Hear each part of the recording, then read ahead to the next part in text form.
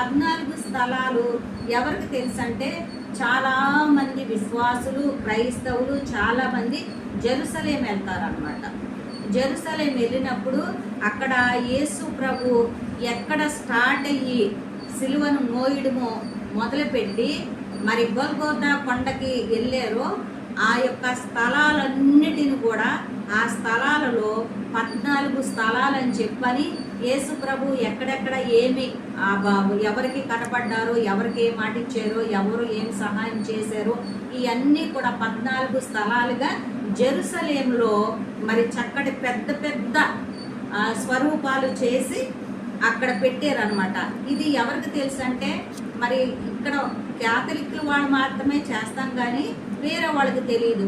కానీ అక్కడ వెళ్ళిన వాళ్ళు అక్కడ చూసి ఆశ్చర్యపోతున్నారనమాట. హల్లెలూయా! ఆ విలువ వాళ్ళు అక్కడ చూసినప్పుడు తెలుస్తుంది, కానీ ఇక్కడ మనం చేసినప్పుడు వాళ్ళకి ఎగతాళిగా ఉంటుంది అనమాట.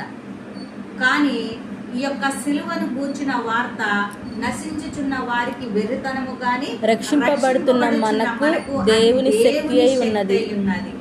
యేసయ్య సిలువ ధ్యానాలనే మనం ధ్యానిస్తున్నాం కానీ వేరొక వాళ్ళ శ్రమల్ని మనం ధ్యానించట్లేదే. యేసయ్య సిలువ ధ్యానాల్ని మనం ఎంత ధ్యానిస్తే అంత ఆశీర్వాదము, అంత బలము, అంత శక్తి అనమాట. అయితే ఆ 14 స్థలాలు పెద్ద పెద్ద దైవ సేవకులు వెళ్ళి చూసిన వాళ్ళు కూడా ఇప్పుడు వాళ్ళు వాక్యాలలో చెప్తున్నారనమాట. వాళ్ళు ఎంత సంతోషపడుతున్నారో. ఈ రోమన్ క్యాథలిక్ వాళ్ళు వీళ్ళందరూ కూడా ఇలాంటివి పెట్టారు, ఎంత బాగున్నాయో. యేసయ్య పొందినటువంటి శ్రమలు